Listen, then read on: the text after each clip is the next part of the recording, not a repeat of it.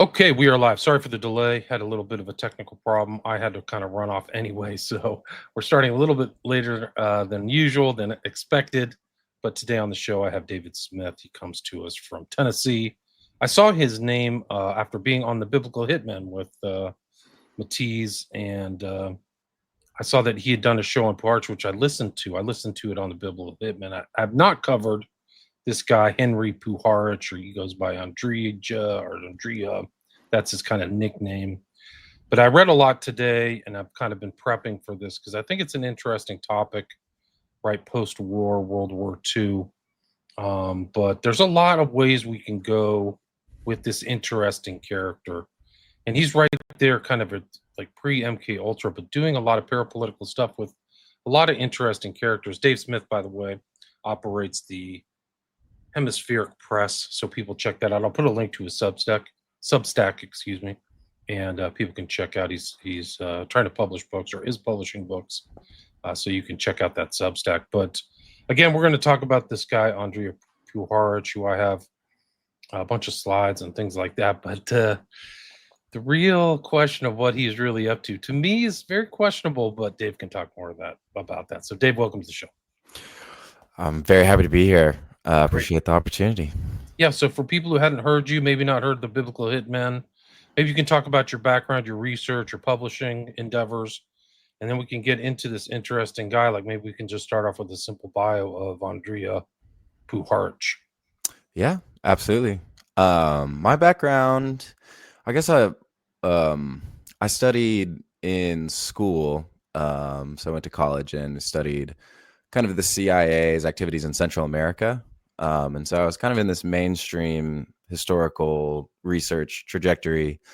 But then, when you start, I was especially interested in Guatemala. And so I looked at a United Fruit Company, which was down there, which ended up becoming Chiquita Banana. I looked at the CIA-sponsored coup of the Guatemalan president who wanted to kind of nationalize their agricultural industry. CIA overthrew him and then sparked kind of the civil war that happened in Guatemala that, lasted for over 30 years and, had a genocide in it. And through the process of studying that, like when you get into the CIA, I started to definitely trend towards the more kind of parapolitical.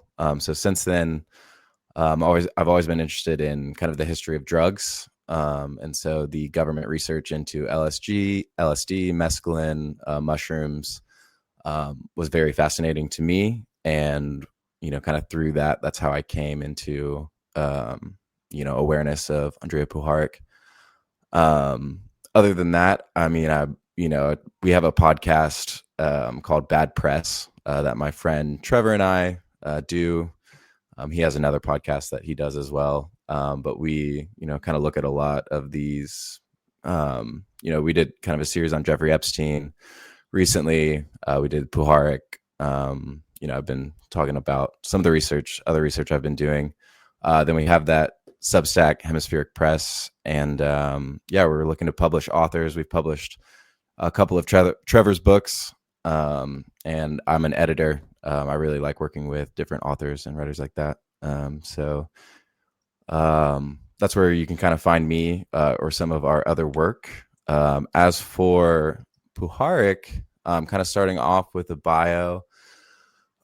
He is,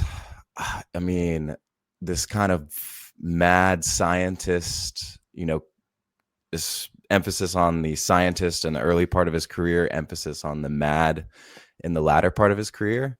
His story just gets tangled in all of these different webs, and especially when you get into kind of parapolitics, you begin to see kind of the connections that run through it. But he was involved with everything from the Round Table Foundation, which was made up of a bunch of blue blood American families who were interested in extrasensory perception. And the Round Table Foundation would go on to channel 9 alien beings that they referred to as the Nine. And the Nine would become a very influential force on Puharich. He would very quickly, kind of after that work with the Round Table Foundation, he ended up working for the Army / CIA at Edgewood Arsenal down in Fort Detrick. and that's where he was formerly working with the CIA. He was working on Project Artichoke, bleeds into MK Ultra, kind of the line between those two programs, depending upon who you talk to. Some say that Artichoke led into MK Ultra. Some said that Artichoke was, completely separate and stayed separate.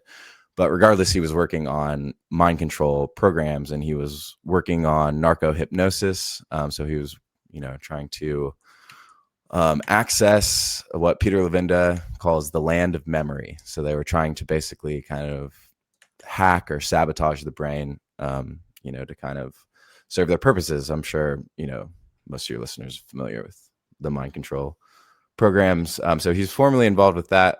A couple years later, he is traveling around. He's looking for different hallucinogenic drugs. So at this point, they haven't found psilocybin yet. I think Wasson is right on the verge of publishing that Life article that introduces psilocybin mushrooms to the United States. He's got his friends at the Roundtable Foundation are looking into Amanita muscaria in Maine. And so he's working a lot with kind of these drugs and their impact on consciousness.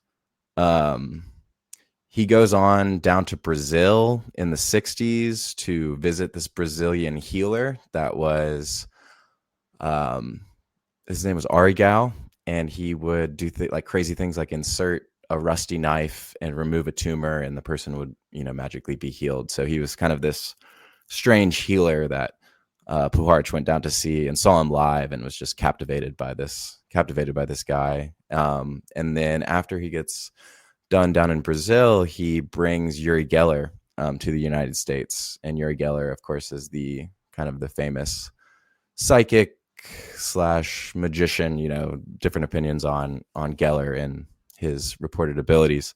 But Puharich is the one that brings him over to the Stanford Research Institute and introduces him to Hal Puthoff and Russell Targ, and the guys that were getting into the psychic spy, launching kind of the psychic spy program. And so he's first and foremost interested in ESP. That was what Puharich started out like in his early career. He became a doctor, became a neurologist to explore the possibility of the existence of, things like being psychic and telekinesis and, extrasensory perception in general. And so parapsychology is the word, maybe. Yeah, parapsychology for sure. And that was at a time where it was like, parapsychology was not as laughed out of the door, by the mainstream as it was today. There were like definitely people willing to listen, to kind of his theories, who were, kind of very high up in academia and stuff like that. And he carries that interest all the way. He is interested in that, being utilized by the CIA. So he kind of gives briefings to various intelligence agencies about, the weaponization of ESP and parapsychology. And so he's kind of at the forefront of what you end up seeing in the 70s and 80s, kind of with that psychic spy program. And so after he brings Uri to the United States, he publishes the book Uri, which is probably, why most people would have heard of Puharich if they, kind of, weren't as invested in research into these kinds of things. But he published the book Uri, and he was trying to gain respect for parapsychology and ESP, the study of ESP in general. But the book did the complete opposite. And so it kind of, makes a laughing stock out of Puharich and Uri Geller. Uri Geller distances himself. Puharich goes and starts what's called Lab 9 in Ossining, and it's a strange place. He's actually, through Lab 9, he gets involved with Gene Roddenberry, who, is the creator of Star Trek. And so you see some parallels between Puharich's kind of belief in the Nine and some of what shows up in Star Trek. But he was also running like a psychic kids camp, is probably the best way to describe it. And so he has, and this is very, red flags should be, raised immediately, considering all of the, mind control type of activities he was working for the CIA. So, I mean, there aren't like, I don't think too many documented cases of like horrible abuse at the camp, but there are very questionable practices. Like he was trying to have kids remote view the Kremlin. So he's doing all of this crazy stuff. He's in upstate New York. And then the house gets burned to the ground. He thinks it's the CIA. He might have been right. And then he kind of trails off into relative obscurity. I did find one interesting anecdote. Like after all of this happens, he shows up on Geraldo Rivera's radio show back in like the 80s. And he claimed to have been involved in a mind control intelligence program of the Navy, and he calls it Project Penguin. And this would have been in 1947, so that's actually really important timing if he was involved in something like that. But no one can find anything about Project Penguin, and they think that it's I think that's at least the opinion of Recluse, a parapolitical research, is that he may have meant Project Pelican, which actually was that kind of program that the Navy ran in 1947. So other than that, like you said, there are a ton of different directions that you can kind of go, but that's just a brief kind of sketch outline of the things Puharich was getting into. But they're all very deep. Like he's writing books. This is an intelligent guy with a lot of backing. He wrote books like Wasson about psilocybin or whatever. And I think that famous article was published by Life magazine in 1957. Seeking the Magic Mushroom by Gordon Wasson. And that was like religifying the drugs, right? So it was like the beginning of this kind of counterculture. It's a known fact that Puharich or Wasson is MK Ultra. It's subproject 59. So this is like culture creation, which puts Puharich in a different light as far as I'm concerned. But I also see him that I didn't know until I started researching, but I see him in the same kind of place as Leary, who's like in Middlebrook and doing all this other stuff. He's like an early Leary, actually, where they had like elite support and a big, campus, and people would come to the campus, and they're doing all kinds of new age research and drugs. And that's what Puharich was doing some pretty advanced stuff. Like I've got some pretty interesting Faraday cages, right? So he put people in an environment, I think it was all copper or something like that, to make sure there was no external stimuli or something like that. Like, I think he was at a place called Maine, right? It was in Maine, if I remember. Yeah, it was in Camden, Maine. Camden, Maine, right. So it's on the coast, kind of south of Bangor, I think, central coastal Maine, yeah. Yeah, very wealthy community.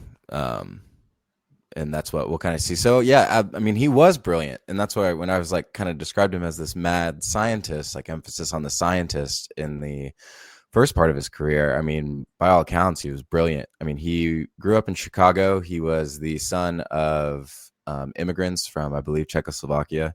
Yeah, he's Croatian. He's ethnically a Croat, I think, if I remember. Okay, yeah, I think that rings a bell. And his parents immigrated to the United States a few years before he was born.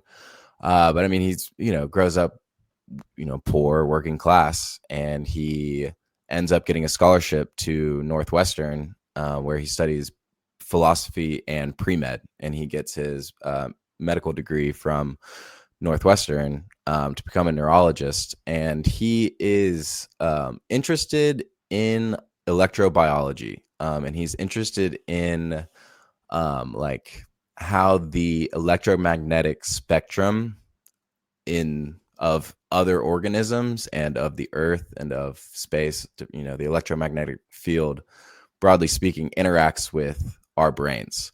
And so he believed that our brains could perceive this electromagnetic frequency, but that it was, kind of difficult to pick up on, like we had, that you kind of had to train for it, or that there were some people that were more talented at perceiving it than others. But he believed in this sixth sense. And he had an experience as a child where it was like he was delivering milk for the Borden Dairy Corporation. And he was on his bicycle and he went to drop the milk off. And like while he was walking away, there was a German Shepherd that looked like it wanted to attack him. And so he looks at the German Shepherd and he tries to send basically calming vibes to the German Shepherd. Like he's intently focusing, into like staring into the eyes of the German Shepherd and telling the dog to calm down. And the dog did. And so he took that and, he tried to make it, take a scientific approach to it and say, kind of what happens with that. So that's just like one anecdote. There's a ton of different, reasons that he had something like 50 patents. He was one of the first kind of guys, like they were doing that research. One component of the mind control research was kind of voice to skull or hidden influence on the psychology of the human being where the human being wouldn't know it, right?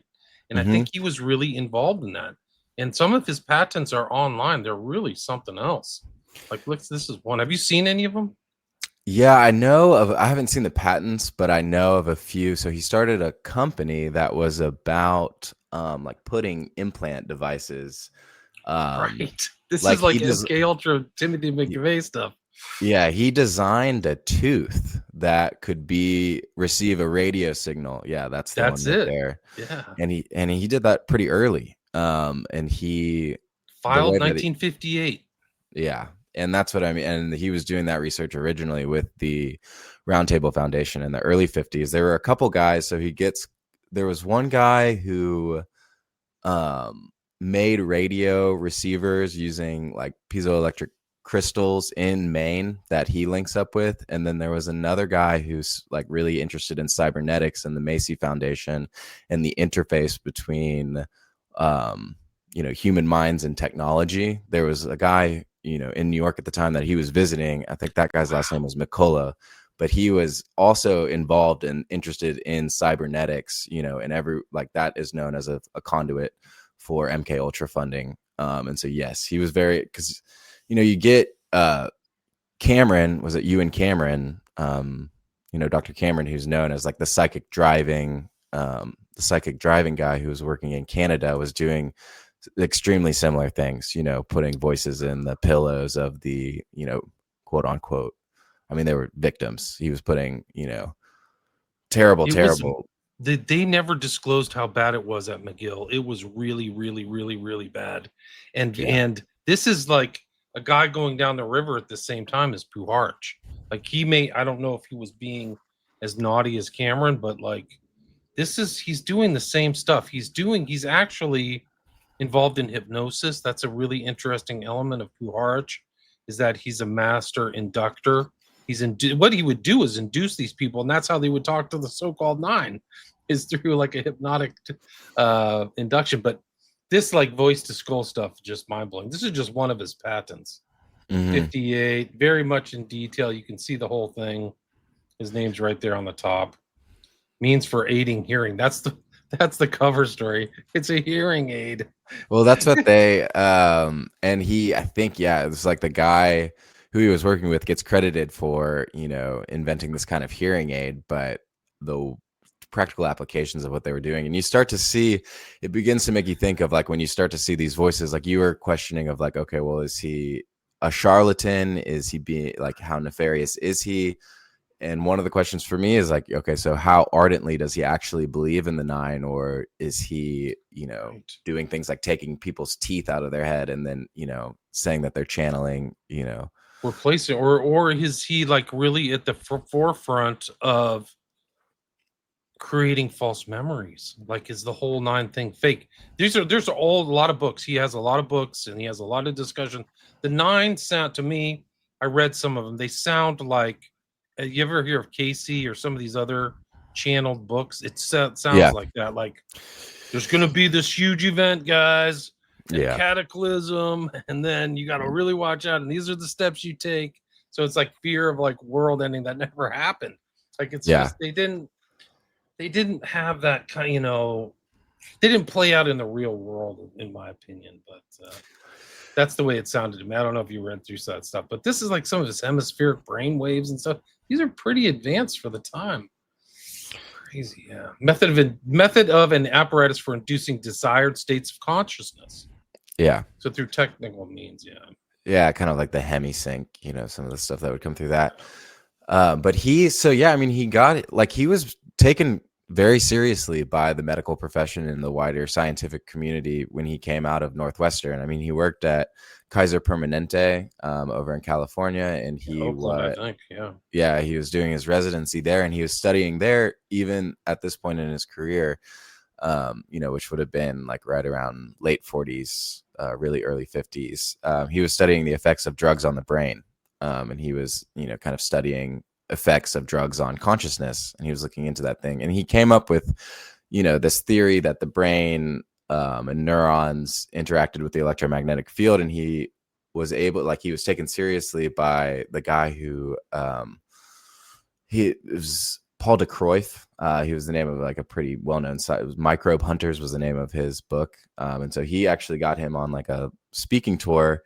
And according to Annie Jacobson, and that's in the book Phenomena, that he got involved with the Balokoviches. I'm butchering that, but Joyce Balokovich, through kind of the speaking tour that he did at Princeton and Harvard, and the Balokovich, they're the ones that bring him up to Camden, Maine.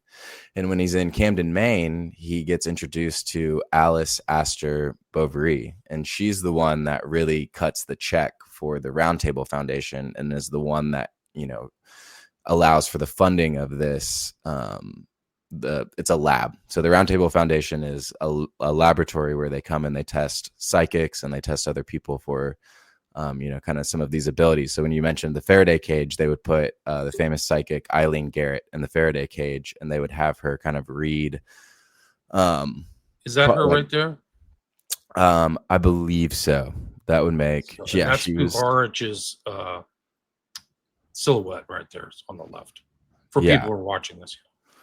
And that's what she was. She was a famous psychic, and the whole world of parapsychology back in New York in the 30s and 40s is really interesting. And she was kind of in the center of that. I think reluctantly, from what people have kind of said, she didn't necessarily want to be psychic, but she was better at it, these experiments, than anyone else.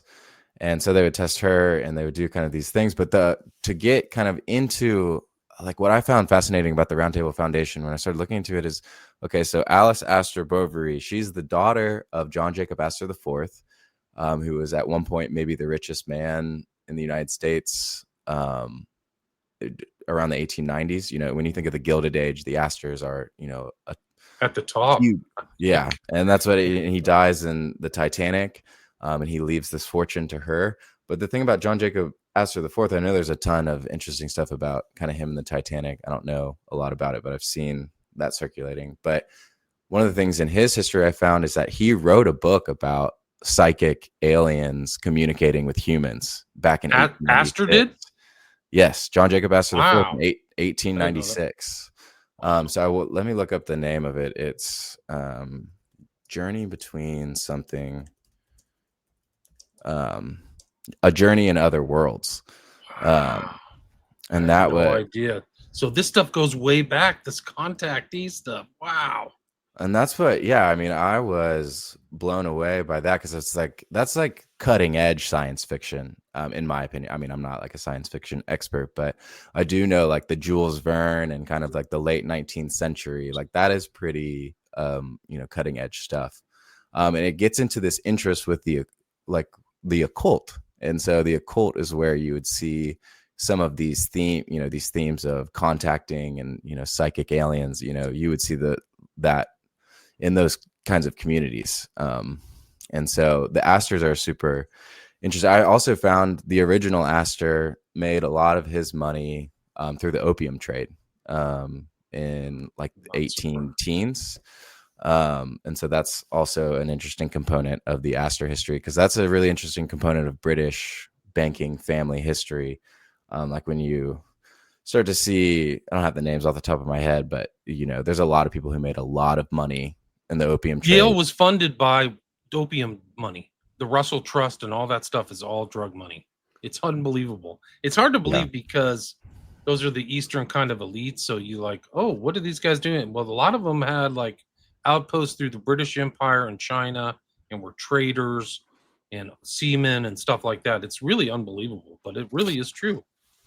Yeah, and that's what, like I said, I love the history of drugs and drug trafficking and kind of all of that. And so it was really interesting for me. I was like, oh, okay. People cannot imagine how big the opium trade was back then. It's just such a significant trade.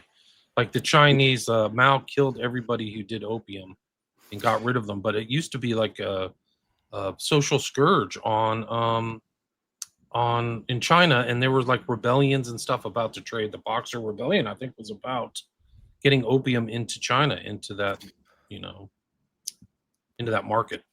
Yeah, it was, the opium. There were a couple different opium wars, and the British in India, the colony, had just massive, industrial style farms, or more like plantation style farms to get, opium into China, because it was the only currency that was, valuable to many of the Chinese traders. And it was cheap to produce. But yeah, Mao goes and kills everyone, and then also the Taiwanese government picks up some of the opium trade. So that's Chiang Kai-shek apparently was kind of a naughty boy. He wasn't. He was corrupt. Yeah. So that's interesting. But it's an interesting side. But like these families, that's why a lot of them got their money, and then they launder it into kind of like normal trades, landowners or farmers. But some of these guys started like that. A lot of Yale stuff. But yeah, the Astros. Have you ever heard the term the Collins elite? Yes, I have. Those people who are around Puharich are the Collins elite. Is that your understanding? All the Astros. Like this Puharich. I have something like a reference to her somewhere, but there were other families around her. I don't even know who they are. Yeah, so there was the Astors. Another one of the founding members was Marcello DuPont. So there was a DuPont in the round table. There were the other one that's super interesting. Bronfmans. I don't know if the Bronfmans were directly. There might have been like some funding links. That would be a really interesting one to look into. I have one here, like it says in this article. Puharich, Whitmore, and Schlemmer then set up Lab 9 at Puharich's estate in Austining, New York. The Nine's disciples included multimillionaire businessmen, many hiding behind pseudonyms, including members of Canada's richest family, the Bronfmans. Yeah, so that's Lab 9. So that would be 70s, because Puharich stays like involved in all of these circles, for 20, 30 years. And so that's like kind of towards the end of Lab 9 is like after Yuri has been published, and he's a little bit more disgraced. But so back in Astor and DuPont were there in the 50s. The other person who was right there in the 50s was Arthur Young, and Arthur Young had just come fresh off of World War II, helping to invent the helicopter. But he goes on this like personal spiritual journey, and he's right there with Puharich. Actually a pretty big influence on Puharich and kind of the, some of the spiritual themes that he's pursuing. And that is the tie between Puharich and Young to the JFK assassination, right? Yes. Can you elaborate on that? Yeah. So Arthur Young was married to Ruth Forbes Payne Young. So you hear Forbes, you hear Payne, and then obviously you hear the last name Young. So she had been married to A. Payne, who was a very famous Boston family, part of the original Boston Brahmins. She's obviously a part of the Forbes family that was, through direct lineage of the famous, a lot of money with the Forbes. But her, the way that they get connected through JFK is, I forget if it's her. It's confusing. Sister or daughter? Yeah, it's really confusing because of the Payne Young. So Ruth Payne Young, one of her best friends, is the woman who worked for Dulles. Was Dulles' lover, Bancroft. So Dulles to Bancroft to Ruth Forbes Payne, and her son is Michael Payne. Mm-hmm. And Michael Payne married Ruth Payne, who was Michael Payne's actually in the mix a lot. He gets put into the background, but he's actually there on the day of the assassination. They bring him into the police station. But Ruth Payne, the younger, the marriage one to Michael, gets put out in the front. She has an intel tribe. These are all intel old WASP families. And I mean, it's really cool. But Michael Payne is definitely the son of Ruth Pornsface, who's married to Arthur Young, who's involved in all this kind of occult stuff. And that's what, so they were the ones, the Michael Payne and his wife were the ones that they were friends with Lee Harvey Oswald and Marina Oswald. And so they befriended them. And I want to say that Ruth was the one that got him the job, like at the book depository. And there was introduced them into this white Russian community that was in Dallas at the time, that of, you know, some of these, you know, assassination players that, you know, kind of figure more prominently. But they had Schilt, there's the white Russian, and then there's another creepy CIA agent whose name I can't, but Oswald was surrounded by handlers in Dallas. Like everybody, something about him was really special, because Ruth Payne did this trip. It's in the book by Max Good. I mean, the documentary, where she like drove up and saw her relatives, the Forbes, and then came back down and picked up Marina in New Orleans and drove her to Dallas. And then JFK gets killed in 2 months, you know? I mean, it's just incredible stuff. Like, and the so-called, it's almost like the Kirk assassination, because the rifle like magically appeared, or the case magically appeared in her garage. Yeah. And I mean, and then there's just she's just a very curious person. She was a Quaker too. So she's from kind of like this Eastern kind of sect that Lee Harvey Oswald had manuals and stuff. Like she was trying to turn Oswald onto Quakerism. I mean, it's just so much. That's very interesting. But it goes back to Puharich, Young, and these other characters and these other blue-blood elites are strangely around. You know, it's just unbelievable stuff. Yeah, and that's what I mean. They, you know, he like Puharich also at one point he was Henry Wallace. He was like kind of, you know, friendly. I think Henry Wallace, the vice president under Franklin Delano Roosevelt, and the one who ran for president in 1948 on the progressive ticket, the Progressive Party, who should have been he should have been the president when FDR died. FDR died in 1945 instead of Truman, but he had been pushed out. But he was interested in the Round Table Foundation. It was like he gave some money to them, and that's the guy who's credited with putting, you know, the all-seeing eye on the dollar bill.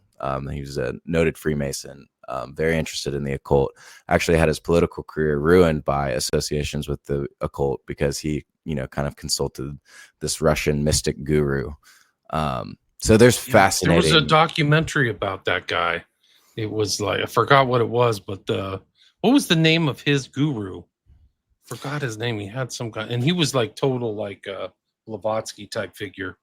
But I forget. I just remember that his correspondence with the guru was leaked, and he addressed the letters as "Dear Guru," and you know, it was this Russian mystic, and the, you know, American public couldn't tolerate it. But that's what I mean, fascinating people around Puharich, and those are the people around, you know, kind of the Round Table Foundation, and those are the, you know, the very spooky. But there's naval intelligence swirling around the Round Table Foundation. Actually, the barn that he first converted into the laboratory at the Round Table Foundation used to be a naval munitions storage barn, and so it was like, you know, and this is why I was like, when I said earlier about the interview with Geraldo Rivera, how he mentioned that he was part of a naval intelligence program in 1947.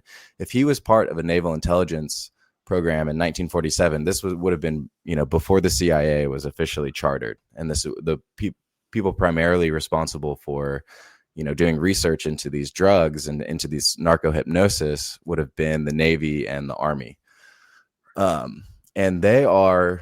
One of the reasons that they're so interested in studying this, we should bring up, is because of Paperclip, and because of the Nazi science programs. And they had been experimenting with mescaline, and they were looking for a way to hack into the mind and control, you know, they were looking at all sorts of stuff. And then we became terrified that the Soviets were going to be able to do this. And we had brainwashing reports coming back from Korea. There was a famous cardinal, Minzensky, who was put out in front of, I think it was either on radio, like they had a confession from this Catholic cardinal that the Soviets put out, and it was very clearly like it looked like he had been, brainwashed. And so there was, all this climate. And so the reason that I bring some of that up is because if he was involved in 1947 in an intelligence agency's efforts to study stuff like narco hypnosis and, try to create Manchurian assassins and Manchurian candidates, then that means that all of his work would have been kind of under the auspices of such a program, of such an intelligence agency, because he gets credited with becoming officially part of the CIA and the Army in 1953. But if he was involved in a program in 1947, that colors the Roundtable Foundation completely differently, in my opinion. Yeah, I agree with you. I mean, it's interesting because the CIA didn't kind of get its boogeyman status until the 70s because people didn't know what they were up to in the 60s and 70s. But yeah, it's I think it's Morse Allen is the guy who's the connection between Puharich and Wasson pre-CIA, pre-53. And so all those guys, and even the military intelligence, I mean, they just didn't have all that stuff. It was the OSS and all that. So the people who, the blue-blooded surnames that supported the Balakoviches is Forbes, Cabo, and DuPont. And the like you said, the Czech that got it off the map was Alice Astor Bouverie, whose New York residence Puharich would eventually meet Huxley. So I've got some interesting things about like his connection to Huxley, who's also psychonaut, right? I mean, this guy has to be seen as a psychonaut too, or what? Now, maybe is that the right word, or is it what's the drug not like where you're like drug taker? Maybe that's what the correct. Yeah, no, I think that's right. I've heard psychonaut as like the exploration into the mind. Yeah, I think that's fair. He has a memoir. I haven't read it, but Memories of a Maverick. Yeah, he's a Maverick. Yeah, so like Wasson has the book on this. He also had one too. So here he is, like religifying the mushroom, the sacred. It's sacred and it's key to the door of eternity. So it's key to eternity. This is the pre-LSD kind of whitewashing of drug use as a spiritual enhancer, right? So I think that I would say this is kind of sinister. I don't know when he published this, but. Oh, I mean, he is a sinister. I mean, you have to, like, there's some things that are a little bit like you just have to look at kind of what he was doing and laugh. There's that element to him, but he was I mean, when you're working for the CIA and you're working in mind control and those kinds of experiments, and when you dig into like, the stuff that they were doing, he's a very sinister figure. And kind of the ways. I mean, I'm reading Peter Levinda's Sinister Forces, book 1. It's titled The Nine, because he's got some information on Puharich in there, and what he likens it to is, a pursuit of black magic. And Levinda's a really interesting guy. But wait till you get my slides. He literally equates what he's doing with the Key of Solomon. So yeah, he's saying, I mean, that's the whole thing is like we have this modern terminology for this stuff. But these guys are kind of engaged in kind of medieval magic. It's just the modern iteration of it. Yeah, that's kind of what's been really preoccupying me recently, these last couple months, is that, I mean, because I'm pretty new to like a lot of this different kind of research and stuff. So it takes a while to kind of piece through, okay, what's really going on? Who can I trust? Blah, blah, blah, blah, blah.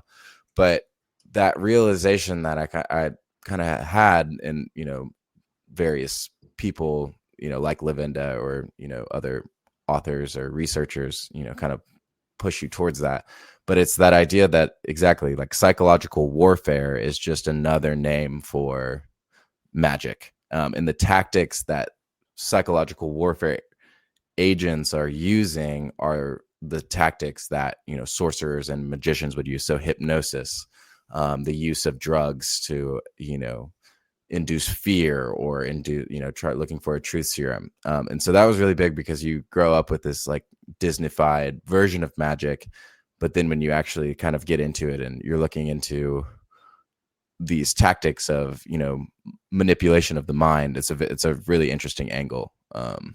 yeah, I mean, I would completely agree that it's kind of this black magic that they're attempting look to. at these slides. They'll blow you away. This is Toxic Tiramisu. He was talking about what you said, the weaponizing psychic spies. Funded by the Bronfman family, took it further. He trained 6 psychically gifted space kids to remotely view the Pentagon and Kremlin. This goes back to their interest. They're interested in wealthy women and smart kids. They've always been that way from the very beginning. Is this weird, like trying to find gifted children they can manipulate? It's so strange. Mhm. There's all kinds of torture stuff. This is the Lab 9 in Ossining, New York, which is kind of outside of NYC. I think it's a suburb. It is, yeah. Yeah.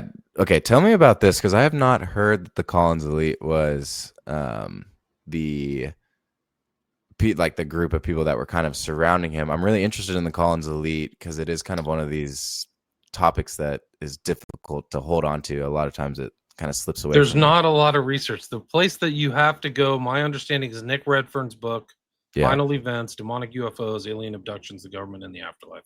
I tried to get him on my show to talk about it, but it didn't happen. But I think that it was something to do with this elite, but they saw UFOs. This is my understanding. Maybe somebody in the chat knows better, but they saw the UFOs as a malign influence, not as like some kind of helper of humanity or something like that. Yeah, I heard that it's like it gets caught up with kind of the evangelical Christian kind of wing within the government, and that the government started shutting down programs as a result of the Collins Elite basically saying that, the communication with these entities and that, UFOs and kind of that things were demons. That was kind of my surface level understanding. I think that's kind of it. That's mine too. Here's like a description. I had some article I saw today. Collins Elite, a group of high-ranking persons with CIA and similar connections, led by Andrija Puharich, began a series of seance-type workings immediately after the death of Jack Parsons on June 17th, 1952. During a long Saturn-Neptune conjunction, they contacted the Nine, a group of beings claiming that's right. So the Ennead, or Egyptian beings that Puharich met with, this is around the time of the first wave of alien contactees. So it coincides supposedly with UFO lore. So this, okay. And then that's really interesting because Puharich goes down to Mexico and he is looking for psilocybin. And this would have been I think 1956, somewhere around there. And Lavinda thinks that Arthur Young is funding it. Other people think that it's being funded by the CIA. Other people think that he may have just gone down there. But this is kind of after his official time at the CIA. He gets relieved of military duty. So he was working for the Army, but the Army was working together with the CIA on a joint program. So that's kind of how he gets discharged from the Army. And he's going and looking for psilocybin. But while he's in the backwater of Mexico, he runs into this couple called the Logheads from Whipple, Arizona. And the Logheads tell him that they have been channeling the Nine. And he is like, whoa, I can't believe that.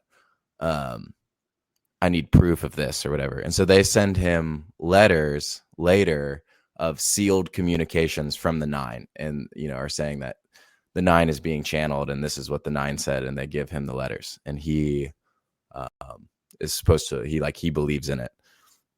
Now, some people say that it was Dr. Vinod was the man who channeled the original Nine for the Round Table Foundation. So some people think that Dr. Vinod was down in Arizona channeling the Nine for the Logheads and sent them to Mexico to find Puharich or something like that. But the other theory that I found, I think, more credible was that it was, I think, George Hunt Williamson was the one who was channeling for the Logheads. And that ties directly into Adamski and who was the leader of was it the Silver Shirts? I know who you're talking about. William Dudley Pelley. Yeah, that's right. William Dudley. And so Hunt Williamson, and I think that Hunt Williamson may have been one of these contactees, but he was connected in with Adamski and that whole network in, I believe it was California. And that adds another interesting, dimension to it as well, because there's this connection between the contactee movement, happening on the other coast, and this contactee, experience happening in Maine, or, quote unquote. It's just incredible. It's all networked. It's all coming up at the same time. It's like bubbling to the surface, and there's weird connections. This is this guy, Dr. D.G. Vinod, who's supposed to be a Hindu scholar and sage. This is like Puharich's thing. So it's almost kind of like Blavatsky, where they're bringing the East-West.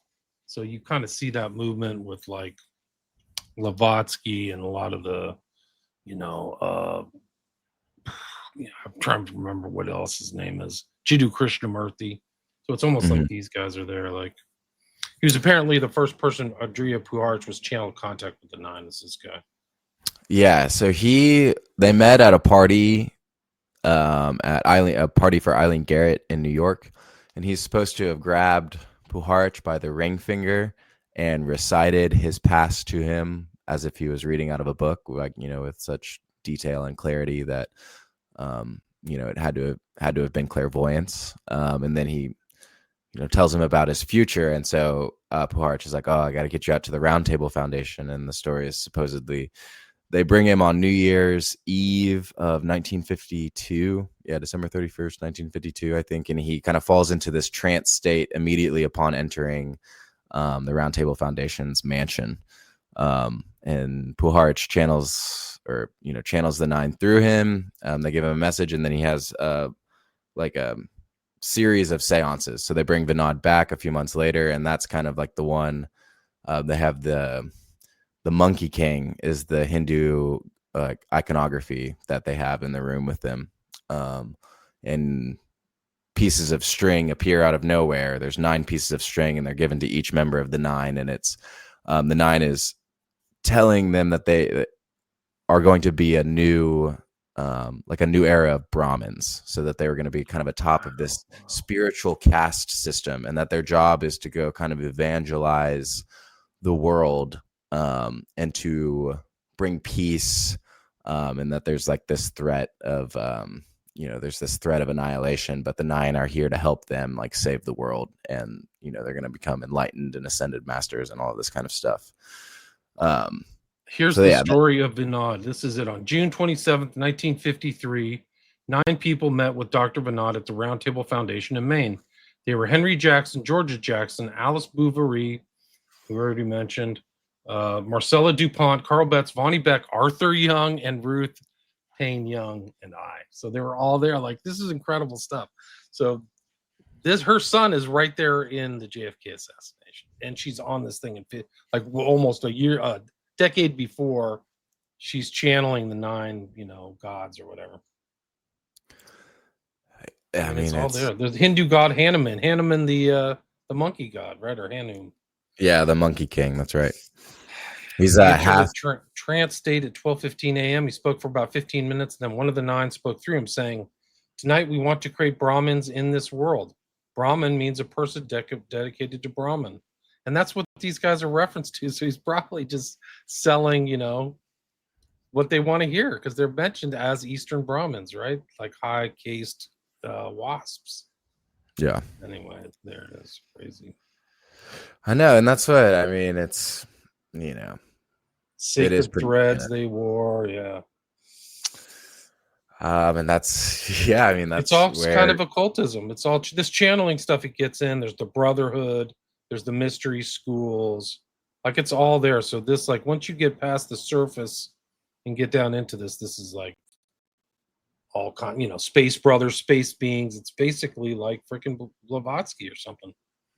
Well, that's what I mean. These, like, kind of what I mentioned with, Astor, the John Jacob Astor IV, of kind of being in this, and there's an interesting, like, there are 2 wings of the Astor family. So there isn't like an Anglican wing of the Astor family as well. And the Astor family are the ones who had Stephen Ward on their property. Like, he was living in a cottage, and Ward is the reason for the Profumo affair, with its, Christine Keeler was, sleeping with Russian, or Soviet GRU, and or was it? It was different at that point. But I think she was sleeping with everybody, but the one yeah, she was also was Profumo and some kind of KGB asset, is my understanding. Yeah, it was KGB, and that was But what. Ward was at the center. He was kind of like an elite pimp, also a black magician, and a pretty interesting guy. And they probably killed him. I did a show with Douglas about him. For people who don't know, a lot of people miss that story. But the thing is that you talked about the Gilded Age. A lot of people don't know is that when a lot of these elites kind of made it in the WASPs made it in the US, they wanted to go back to the UK. The ties were so close that they wanted to take their kind of aristocratic heritage and go back to the UK. And the Astors were part of that. So they always had this kind of Atlanticist tie from these elites. They were, that's who they compared themselves to. And so the Astors were definitely part of that stuff. And that's what I mentioned him one time earlier, and I've read a bunch of his work. He has a bunch of work on Puharich, but recluse Stephen Snyder, and he has a book that is it's like Trump, Epstein, and the Anglo-American. Like I interviewed him about that. People can see it in my archives. Yeah. That is, I'll have to definitely check that out. And he goes into that Anglo-American network in the late 19th century, leading into the early 20th century, and kind of lays it out, bare. And he talks a lot about the Astors as well in that. And so that's interesting. But that, like what you mentioned with like Stephen Ward being a black magician, I mean, they were like all into the occult, both sides of the family. And Bouverie, like Alice Bouverie, fits right into that. And all these people who are part of the Round Table Foundation, I'm sure were interested in, that kind of Helena Blavatsky, theosophy. I know that Henry root Wallace races, Brahmin is kind of like a root race, kind of an Indian type thing, Aryan and Brahmin and all this stuff. So it would make sense to a lot of these people, if they're not Christian, like to adopt this kind of view. This is a great long article by Stephen Snyder. Advice up. I'll put a link to this. It's called "The Office of Security Meet the Nine, Even Stranger Things." It's really good. Yeah, that's what he's got a couple on Vice Up about about that, about Puharich and Project Artichoke, different stuff like that. Yeah, and so that element of like the occult aspect, because it also feeds into the New Age movement, and so Arthur Young becomes a huge figure in the New Age movement. And he's kind of like, you can see this lineage between kind of theosophy and it merging into kind of this hallucinogenic counterculture spirituality that emerges late 50s, early 60s. Rexford Daniels, Puharich's alleged penguin handler, so he has all this stuff about penguin here. According to, let's see, this great Philip Coppins provides us in-depth detail about super soldiers.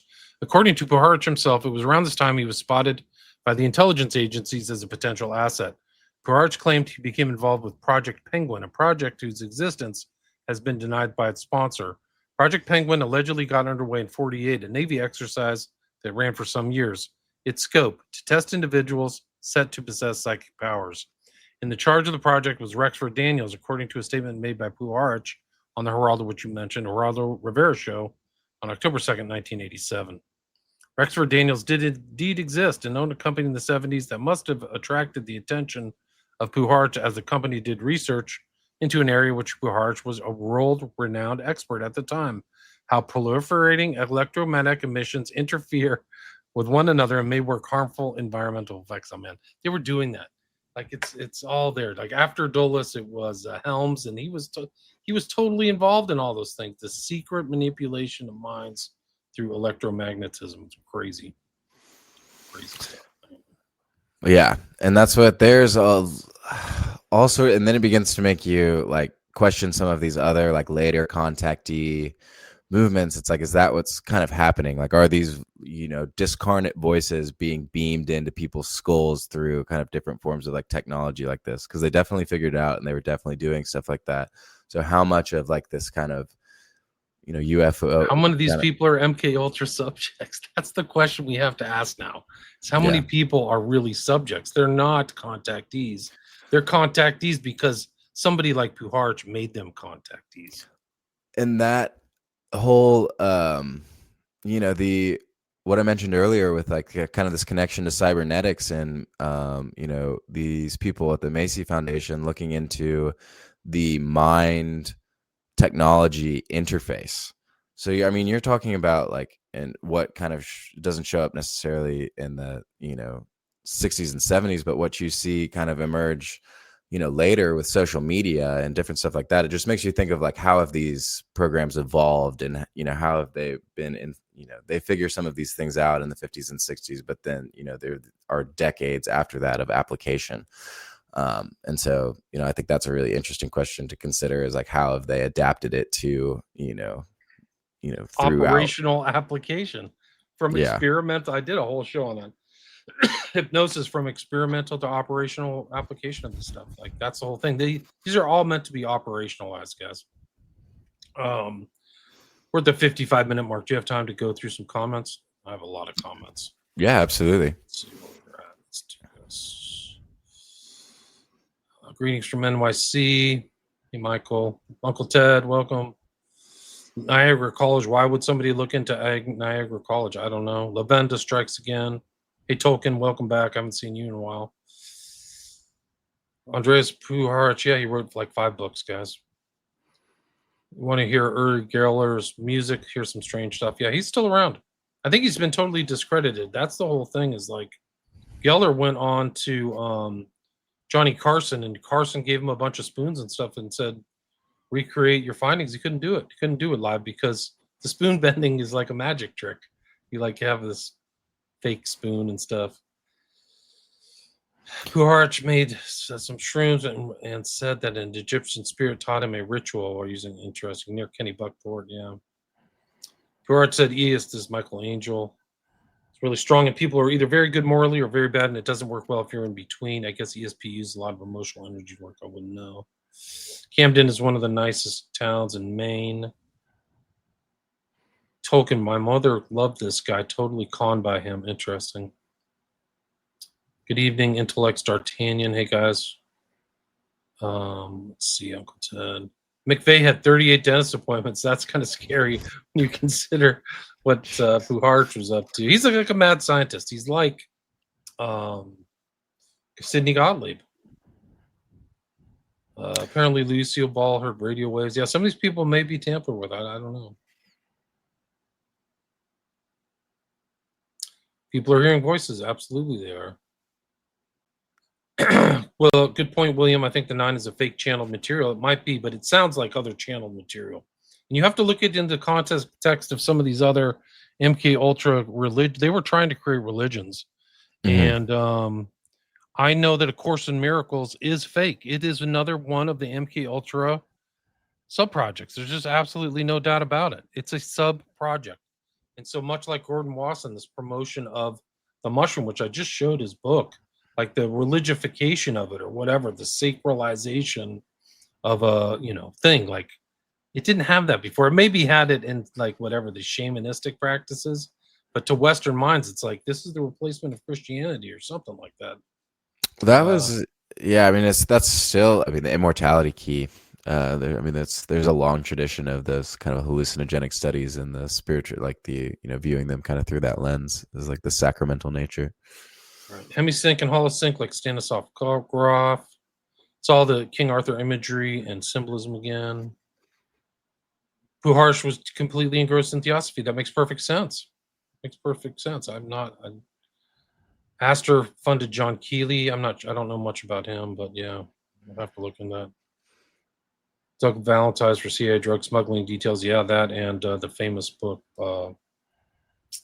Whose author I can't remember, but it's basically the Golden Triangle or whatever. Yeah, Golden Triangle.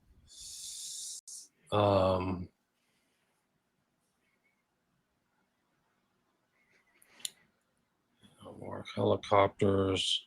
Her daughter at Oswald. Yeah, the Paynes are all over the Oswald story, guys, in a big bad way. It's Michael Payne to his mom, who I just said was sitting down with this guy Vinod, and channeling the 9, like. Yeah, Uncle Ted, Jack Ruby rented a room. I thought it was the other way around. I thought that John David Norman rented from Ruby. And Norman's the guy, I think it was the Genesis kid, teen boy lover, whatever thing. Hey, Jesus, God bless you. God bless you too. Roerich. Yeah, Nicholas Roerich.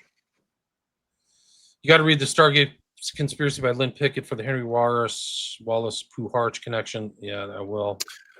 Yeah, that is. I think that's next on the list. Author of Simon Necronomicon, Lavenda. Yeah, he does. I actually was watching him do a lecture about the Nine today. He hates my guts. He tried to get me labeled as an anti-Semite. I have to go find those other things. They really they hate my guts so much because I'm such a Crowley critic, but Lavenda hates me. Yeah, That's unquenchable fire. That's super interesting. Super interesting to look at some of his biography. You probably know much more than I do, but one of the giveaways is that he was on an occult documentary conducting a Crowley ritual. So, yeah, was it the OTO? Yeah, OTO. Yeah, I mean, he worked at the Magical Child. It's like epicenter for all occult stuff in New York City. Yeah, that author of the Necronomicon, and then he was working in the Orthodox churches in New York during Vietnam to get a military deferment, and the wandering bishops and all that. It's super weird. I think he dressed up as a wandering bishop at one point. He was one of these wandering bishops, like David Ferry, and William Joseph Bryan. I think he went to RFK's funeral as a wandering bishop in '68 or something crazy like that. Yeah, he talks about some of that, but then obviously not all of it. So some of the stories I've heard around that are bonkers. Yeah, Donna Marie Farrell, appreciate all you do, both of you. New subscriber, keep trucking. Thank you.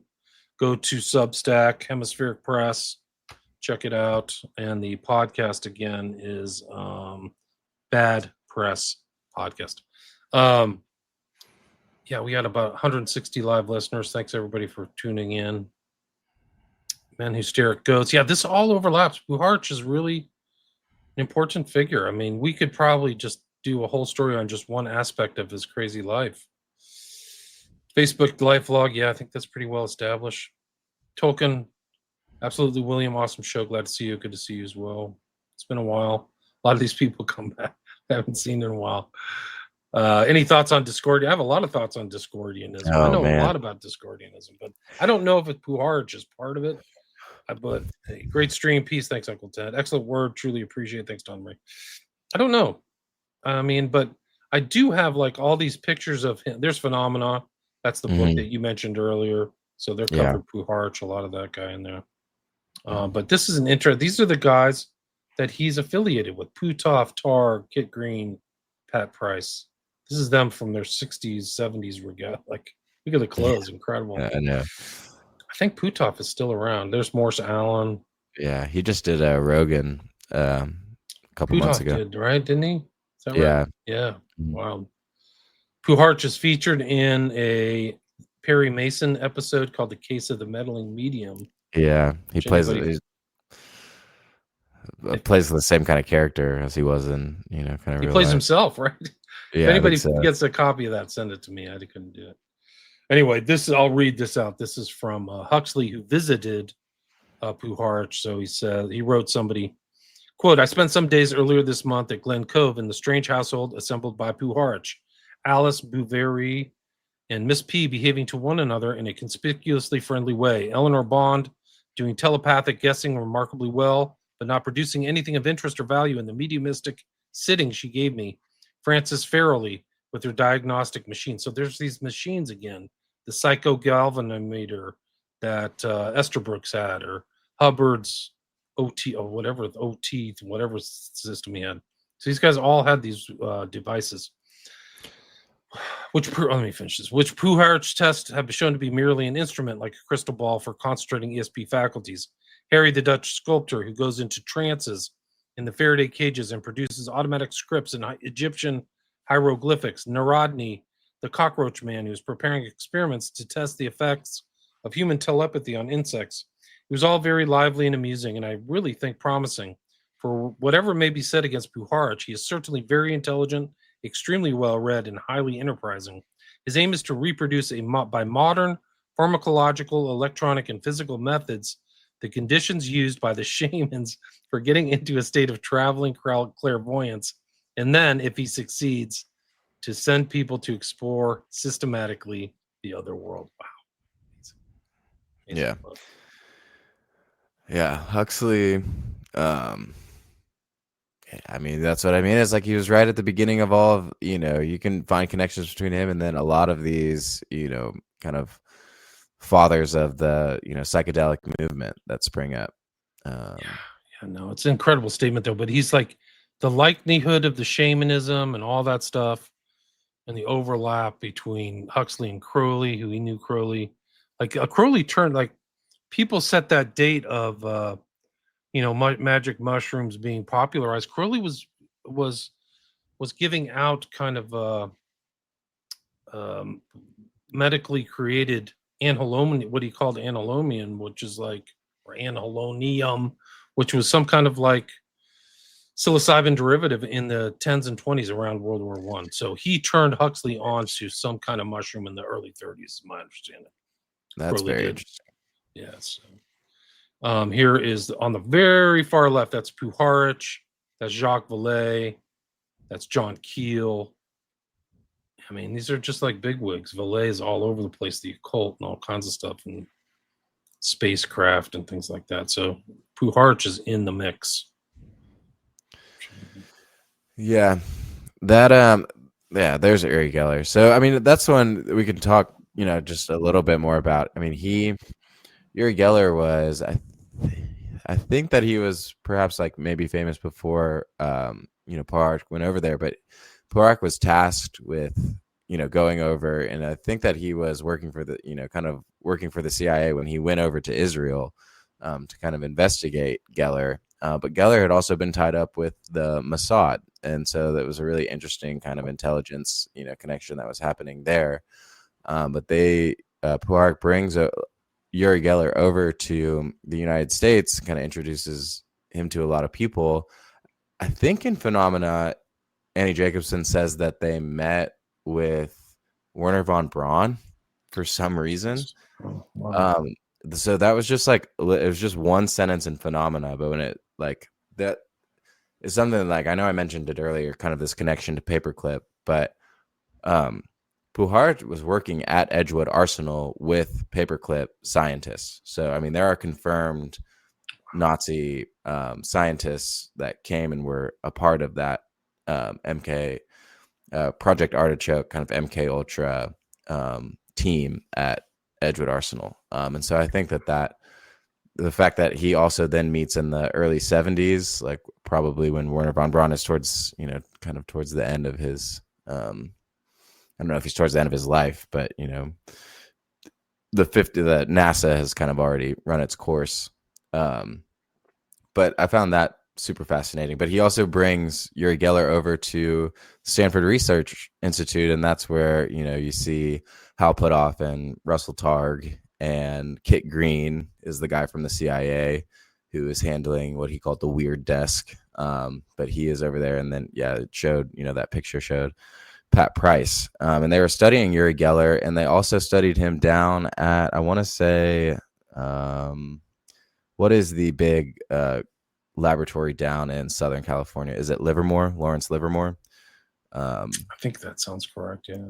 Yeah, it wasn't Los Alamos, it wasn't Sandia, so it must have been Lawrence Livermore. And they studied him at Lawrence Livermore. Now the, kind of the mythology around it has that the scientists at Livermore experienced like some very weird things with Geller. And Geller got discredited, but one of the people that discredited him was like a stage magician, James Randi. And James Randi is another one of these, you look at James Randi, and I think that he has CIA connections, and he has some weird. The CIA has a long-standing relationship with stage magicians, as you would be interested in kind of sleight of hand as a spy. And so Mulholland was another guy earlier in the story that the CIA, he was more affiliated with the Gottlieb wing.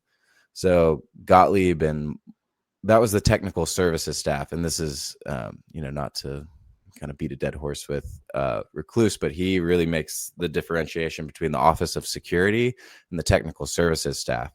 And so there was this kind of ideological split within the CIA that the Puharich was part of Artichoke, and that was Morse Allen. Morse Allen was kind of overseeing Artichoke, and then Gottlieb was overseeing the technical services staff, and they were overseeing MK Ultra. So there were two programs that were running parallel to each other that would cross over, but they had kind of some different philosophies about how to do the research and kind of what the psychological approach to the research would be. And so Gottlieb and Mulholland were not as into the occult nature of like, I think the way that Ewan Cameron is described, like, because that was, he was kind of their guy, is he was a behaviorist.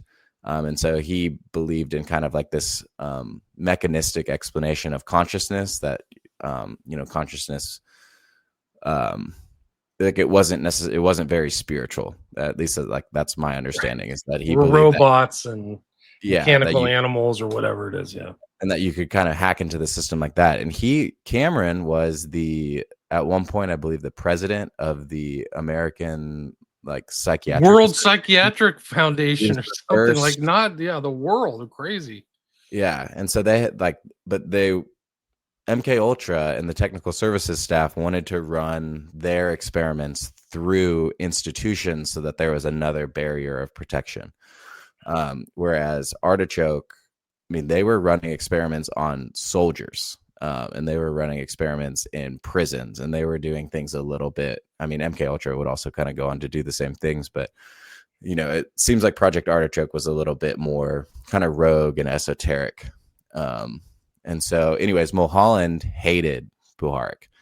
He thought he was a trickster. He thought he was devious, and so they had a couple of interactions. And the other person that Puharich almost got into a fight with was Frank Olson, the guy who. Oh, wow! So there's a connection between them. I didn't know that. They both worked at Fort Detrick right at the same time, because he was part of the Chemical and Biological Warfare Division, and that was the chemical and biological warfare was what the Army was classifying their research into drugs as. And so there's a really interesting. This story is crazy to me. It was part of Project Artichoke, and it was have you ever heard of the Pont Saint-Esprit incident? No, tell me about it. So there was this collective madness that seized this small village in France in the early 50s. And it was people were jumping out of windows. There were people who thought that there were snakes in their stomach. There were people that thought that they were being chased by lions. It was this mass hysteria that broke out. And the cause of it was attributed to ergot poisoning, and ergot mold in the bread. And so that it had gotten into the grain supply, that it had been a particularly rainy summer, and that the harvest had molded, and that had developed St. Anthony's fire, and that it got into the food system. So that was the mainstream explanation. But there, I think, what is his name? H.B. Albarelli. A Terrible Mistake. That's the book. Yeah. Yeah. And that's, I've read some of that. It's a tome, so I haven't gotten through all of it, but he has kind of a CIA contact that he tells him that actually that was an artichoke experiment where they used aerosol LSD, and they put LSD into the food supply to test kind of what would happen. And it went horribly wrong. I don't think they necessarily anticipated that, because people died. There was 6 or 7 people that died from this, from, kind of accidental death. And so they had to keep that on the hush. But Frank Olson was also, so there's one of the theories is that maybe Frank Olson, knew too much about that. And when he begins to kind of have his psychological break and kind of his, it seems like he's struggling with kind of his moral compass, working for the Chemical and Biological Warfare Division, that, they can't have him talking about things like the Pont Saint-Esprit incident. But he was also over in Europe. He was not just LSD. He was overseeing the rest of the chemical and biological warfare agents and their testing, and they were testing them on, Nazi and Soviet prisoners over in, over in Europe, and also I'm sure, in the United States. But he was witness to a lot of those experiments. And like I said, he kind of has this psychological break, and then he ends up at a CIA retreat in, I want to say it was, I forget exactly, I think it was in Maryland. Just, kind of a some miles out of Fort Detrick, but he gets dosed with LSD in his Cointreau, and then he really breaks. And Mulholland is one of the guys they go send him to see if he can figure out how to fix him. And then Frank Olson obviously ends up dead.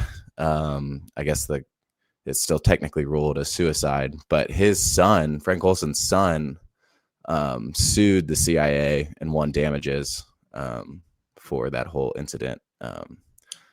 They exhumed his body, and they said he had injuries before hitting the ground. So, I mean, these are textbook ways to kill somebody. You throw them out of a window, much like they did the other guy from the Defense Department. What was his name? They drove him insane, kind of like Olson, and then they chuck you out of a window. His name was it was the 50s, right around Olson too. But they ruled it as suicide, But that's how you discredit him first, is you drive him crazy. And then you have then your motive is right there. Oh, he was crazy. He jumped out of a window. Somebody in the chat has got to know this guy's name. By the way, Bart, Gottlieb wasn't the one. It was Murray. The guy's name was Murray. Another kind of spooked up doctor. And the book we mentioned was A Terrible Mistake by Hank Albarelli. And that title is referencing that Frank Olson said, "I think I've made a terrible mistake." So that's how he got the title of the book. Is like, he was bummed out about being involved in all this stuff. Actually, Forrestal, thank you, Bart. The guy. So Forrestal, I don't know when he died, but very close to Olson, if I remember correctly. Same way, supposedly jumped out of a building. Yeah. Very interesting. But yeah, and so you see, there's that Olson, Puharich connection at 49.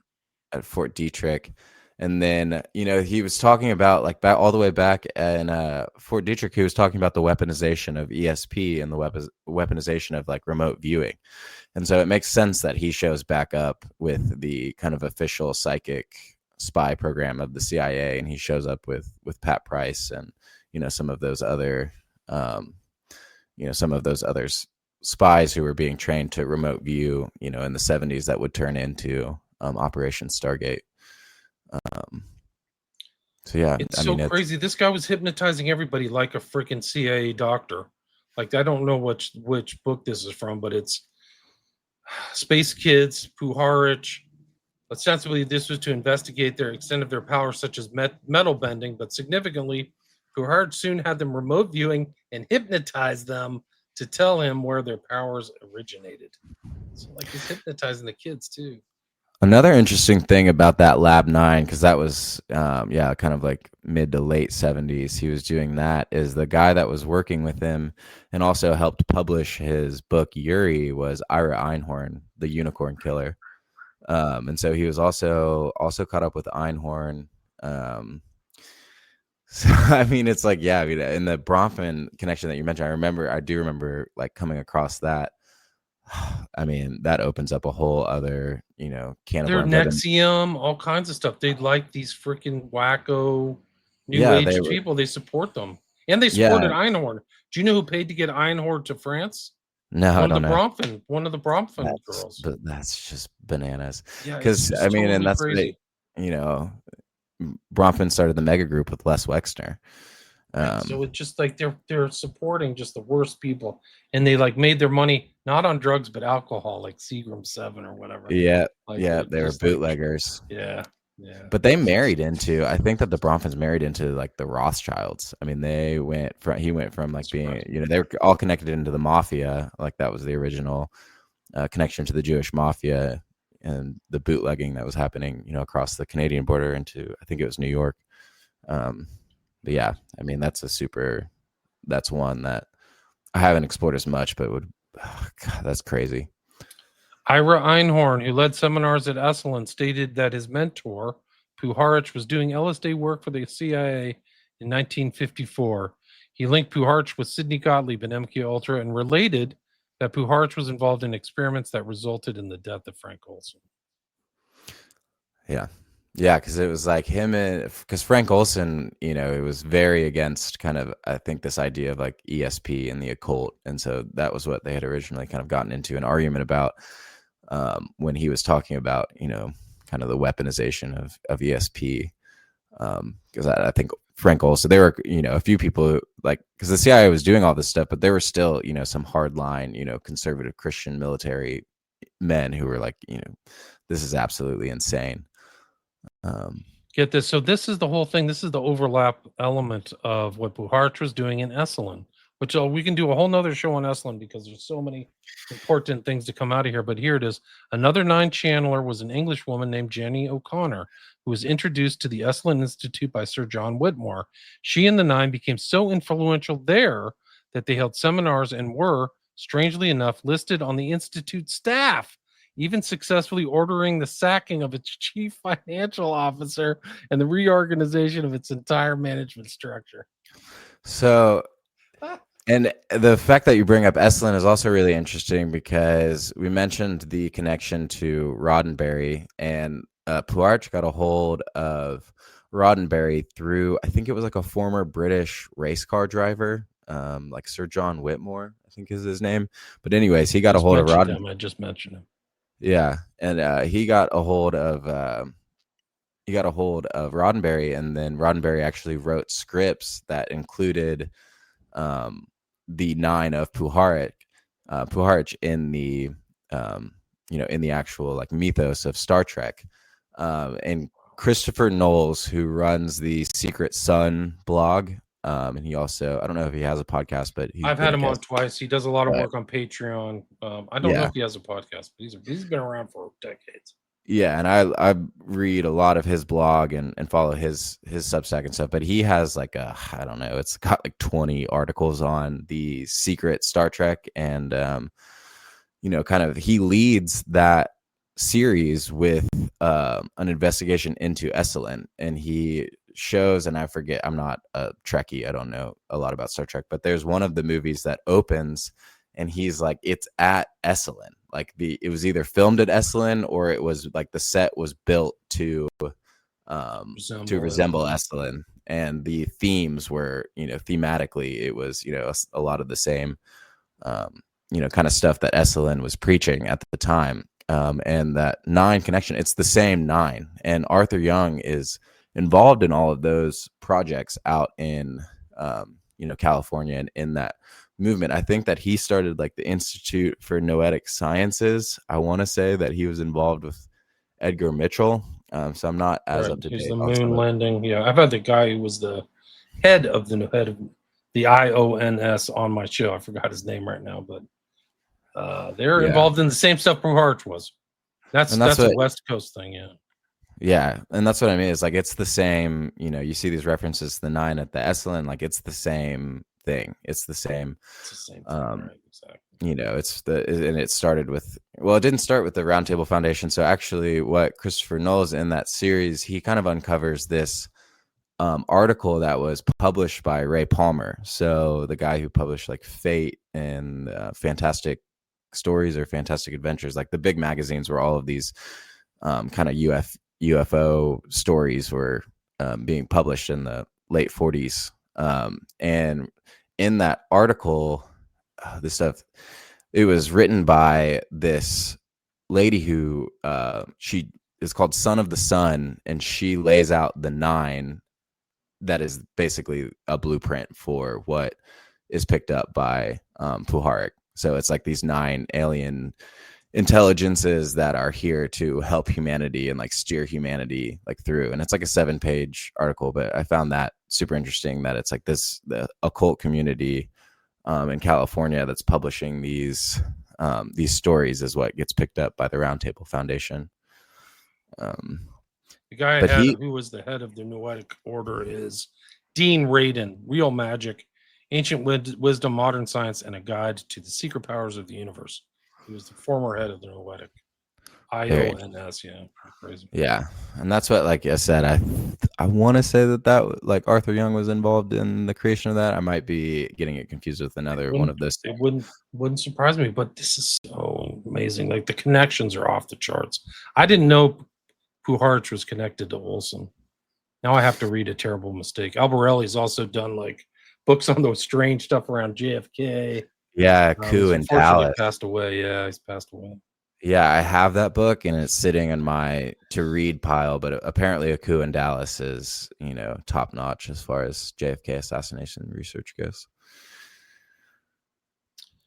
It's just there's a lot of people who say that Puharich is no good, and I'll read one of their. Oh, this is the one on one of his appendices where he literally wrote, "The earliest recorded reference that I can find on this subject is alleged to be the authorship of Solomon the King. The Key of Solomon is a classic of the techniques to be used in psychic operations, or magic, as it was called." So he's basically uh, saying that magic and psychic operations are the same. He's practicing magic. It's Yeah. basically an admission right here. Yeah. And he's talking about operations. That's what Crowley said, operations. It's weird how it plays off into Intel too. But this kind of operation. I'm going to read this. This is from Brentstone. This is his opinion of Puharich. In my opinion, Andrija Puharich was a major scumbag and arguably did more to F up the future of human society than any other single person in the last 100 years. Puharich was put through medical school on the Army's dime and was immediately put into the service of the military-industrial complex as a key researcher into new and exciting ways to strip humanity of its free will. Not only did Puharich invent and patent voice-to-skull and artificial telepathy technology, people have referred to him as the father of the new age, due to his role in pushing many of the memes and tropes which make up spiritual and metaphysical thought today. He was the man who introduced psilocybin mushrooms to the modern world and made treks off into the remote mountains of Mexico to bring back hallucinogenic and entheogenic plants, which were studied by the Army and the CIA as methods for controlling the human mind. He was the mentor of Bob Monroe. I don't know. He was the man who hypnotized Carla Ruckert and programmed her to channel Ra of the Law of One. See, that's just so. This is another connection we didn't even cover. He was the man who worked with the Mossad to push Uri Geller as a celebrity and dumb down the whole topic of ESP research to the public. He was the man who brought trafficked children from all over the world to his facility in Ossining, New York, where he programmed them to believe they were star kids on a mission to save Earth from some nebulous ecological disaster. There's the disaster theme. His new age stuff. There's always some cataclysm or disaster on the horizon. He was the man who ran around studying Tesla technology with a femme fatale who was secretly an agent of the National Reconnaissance Office who claimed to channel space beings. I wish I was making any of this up, but this man's story is more insane than I could ever convey here. No one realized the hidden hand behind his machinations was the CIA and their MK Ultra project, Army and Navy intelligence, and the Tavistock Institute, who used his work to create the new technologies of the psycho-civilized society written about by British Fabian H.G. Wells in his book Open Conspiracy and the Shape of Things to Come. When Klaus Schwab says you will own nothing and be happy, you can thank people like Puharich for making that kind of control and mind fuckery a reality. Still, there's value in man's words. He was a brilliant researcher. He knew where the bodies were buried, so to speak. As he tells it, this book got him into a lot of trouble with the CIA and it was never officially published. We received this copy from the state of one of Puharich's close friends and feel that the information contained herein is so shocking, so important, and so relevant to what's happening now that we needed to offer it to serious researchers. It paints a vastly different picture of what Nikola Tesla was up to, what has become of his research in the past 90 years, and the current abysmal attacks on free will befalling all of humanity. Couldn't have said it better. Couldn't have said it better myself. And that Tesla connection is really interesting. The another one who's that Andy Jacobson names as being part of the Roundtable Foundation was is it Jack Hayes Hammond? It's like John Jack Hayes Hammond or something like that. But he invented the first radio controlled torpedo for the Navy, and he had actually studied under Nikola Tesla and I believe Thomas Edison, but Hammond Jr. was a huge influence on Puharich at the Roundtable Foundation and brought a lot of this like Tesla ideas about electricity. And like I said, he was studying, kind of bioelectricity. He was studying the interface between, he was, studying the electrobiology of the brain is primarily, where his specialty as a scientist lay. So there's that. Chris Knowles. Yeah, I've had him on a couple of times, guys. You can look through there. Look up Dean Radin, too. Noetic science is an important component of all this stuff. It all overlaps, just like Puharich overlaps with so many people. I have another discussion at 5 and 45 minutes. Is there anything you'd like to add or anything I missed, Dave? No, I don't think so. I mean, I think did the best we could to cover, kind of the range of, kind of Puharich's life. It's, tough to touch everything in an hour and a half, but I think, we gave it a good go. And he's so important. He's real. I mean, I saw him on the Nephilim Death Cult podcast. Saw him on the Biblical Hitman, but not many other places do they go kind of try to really unpack him. Maybe I've done a lot on Leary, but Puharich is an important piece of the puzzle. No question about it. Yeah, the Nonsense Bazaar is a podcast, and they have a really good Puharich series. It's 3-part, but yeah, I mean he's not talked about as much as Gottlieb. He's not talked about as much as these other MK Ultra guys, and that's partly because he wasn't. Like I said, there was kind of this differentiation between Project Artichoke and MK Ultra, and just last kind of point on that is what's interesting is when all that stuff about the CIA and the mind control programs was coming out in the 70s, the people that kind of gave the press, they needed to give them something because so many questions were being asked. So it was Dick Cheney and Richard Helms were the aides of Gerald Ford that advised the CIA, okay, we can tell them something about MK Ultra because there's that institutional buffer. But since Puharich wasn't part of that, his name never really got raised in that conversation. So I think he's getting a lot more attention in the last 10 or 15 years. The Levinda book was published in 2011, and it has a decent section on it. But yeah, I still think that there is a wealth of study to be had, kind of on his life. Dave, where can people find your stuff? Substack and your podcast, right? Yeah, so our publishing business is Hemispheric Press, and that is the name of our Substack. So hemispheric.substack.com. And then we have a podcast that is attached to that. That is called Bad Press, where we look at a lot of these different kind of things. You can buy my business partner's books if you are interested. One is called God's Eye View, and it is about the physics of consciousness, and the next one that he wrote was about the Shroud of Turin. So it's called Shroud Pilled. That's his most recent one. Talks about a really interesting kind of scientific analysis that's happened around the Shroud of Turin. And yeah, like I said, go check us out at Bad Press. Cool. Bad Press and Hemispheric Press. And the guest today was David Smith. Thanks so much for your time. Really appreciate it. I really appreciate the opportunity. Yeah. And thank you to all your listeners.